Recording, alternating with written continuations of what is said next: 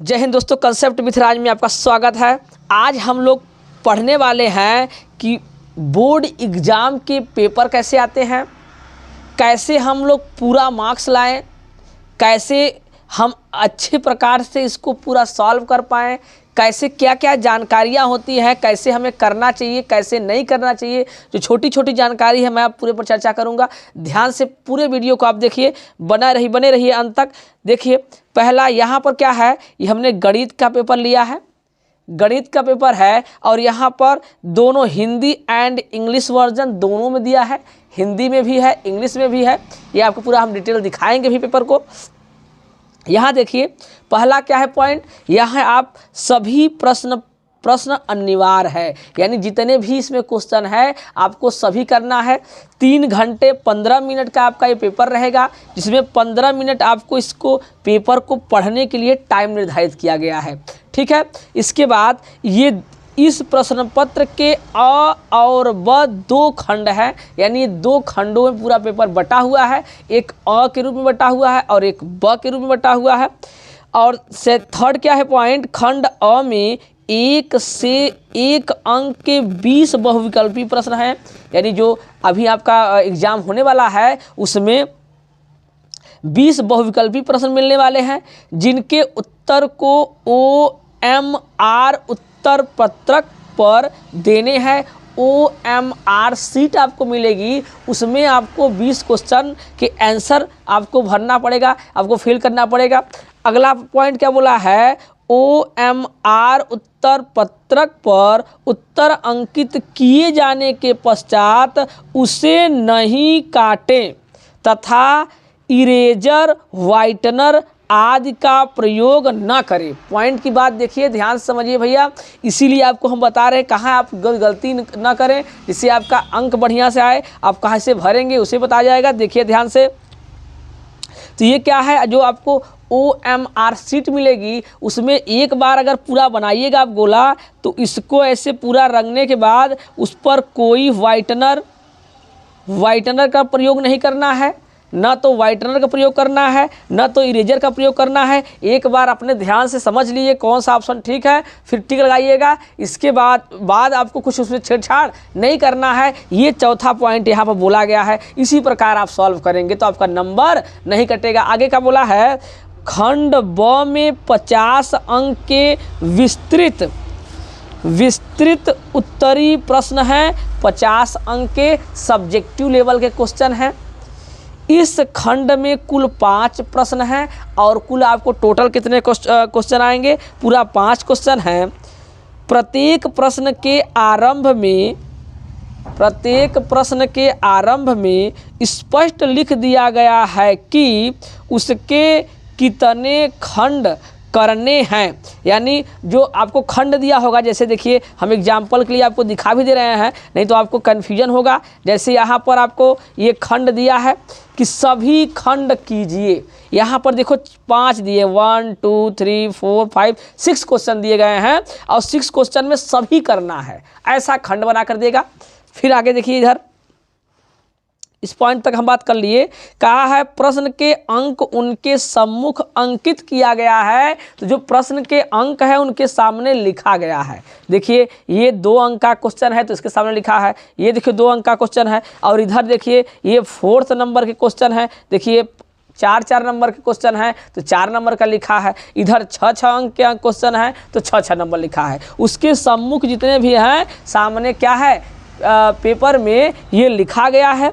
इसके अलावा आप पूरी जानकारी आपको लेना है, भागना नहीं है, क्योंकि अगर यहाँ आपको देख लेते हैं तो वहाँ आपका टाइम बचेगा, अब जल्दी से वहाँ कर पाएंगे।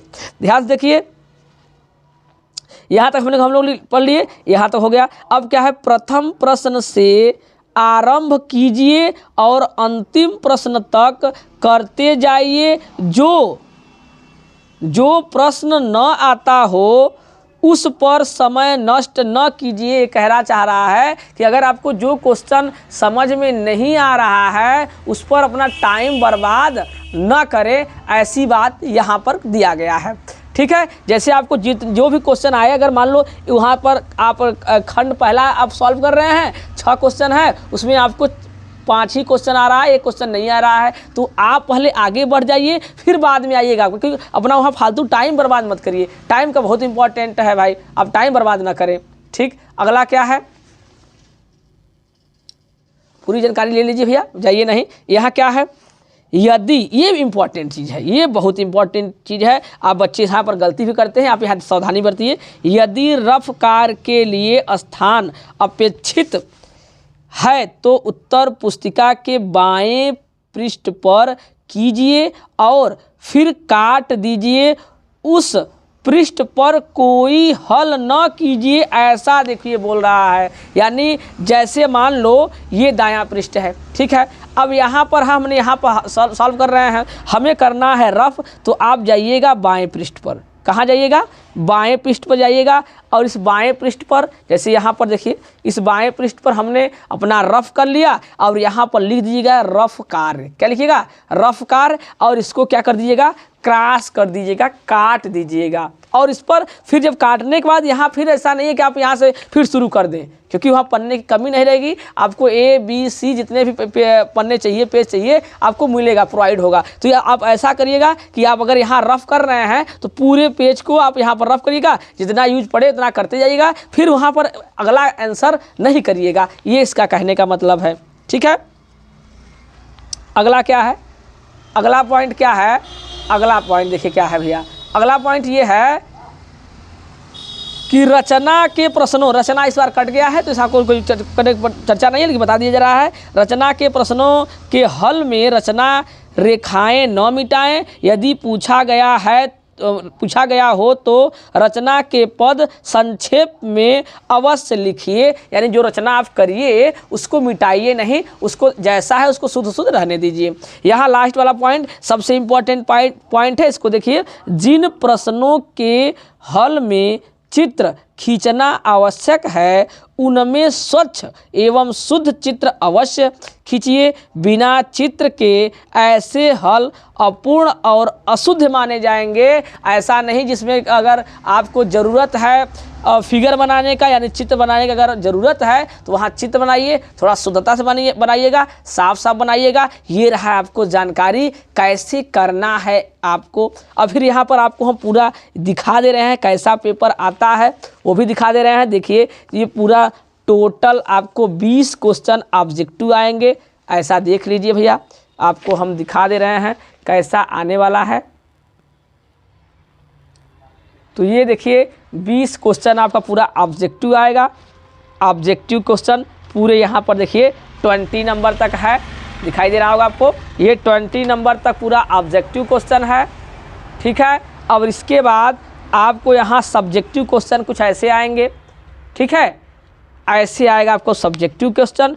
आपको पूरा बढ़िया से समझ में आया हो जो हम बताना चाह रहे हैं कि आप कैसे पेपर करेंगे। अच्छा, यहाँ पर जो 6 नंबर के हैं वो अथवा करके आते हैं, चाहे ये करिए चाहे ये करिए, ऐसा आपको रहेगा। आपको कोई टेंशन नहीं लेना है, वहाँ पर कोई आपको हेडिटेशन नहीं लेना है, अपने आप को बढ़िया से बना कर जाना है और अपने कोई वहाँ पर हड़बड़ी नहीं दिखाना है, एकदम उतावला नहीं होना है, एकदम नॉर्मल आपको जैसे बिहेव करते हैं वैसे नॉर्मल जाइए, नॉर्मल आराम से बैठिए और एग्ज़ाम शुरू कर दीजिए। ठीक है, चलिए मिलते हैं अगले वीडियो में, तब तक हंसते रहिए, मुस्कुराते रहिए। जय हिंद, जय भारत।